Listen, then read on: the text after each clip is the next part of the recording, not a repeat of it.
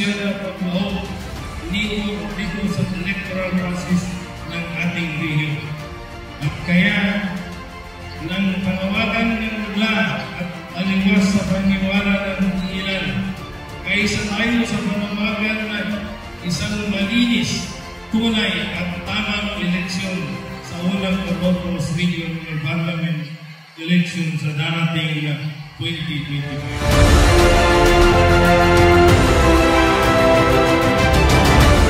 Alam niyo na, hanggang ngayon ay patuloy pa rin tayo sa ating jihad, patuloy pa rin tayo sa ating struggle. Itong political party ay ito ang huling kasangkapan natin para may issue natin na kung ano yung nakuha ng ating struggle, nakuha ng ating jihad, ay yun ang nai-implement.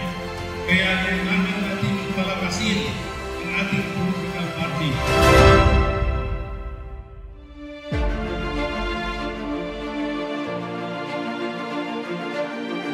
Maraming nag-interesado na lumawag sa gobyerno. Pero alam natin na mayroon dyan na nag-interesado na para sa pangsariling agenda.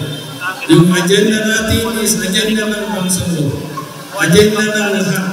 Hindi para sa isang tao, hindi para sa isang grupo, kundi para sa lahat ng pangsalo.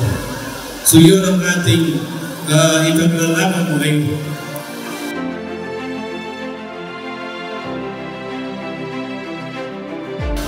We will work together, inshallah, and we will pray to Allah.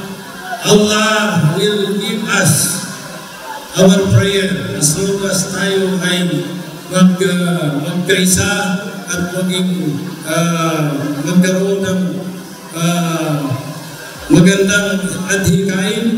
Inshallah, ibigay sa atin ng Allah ang ating hinihiling.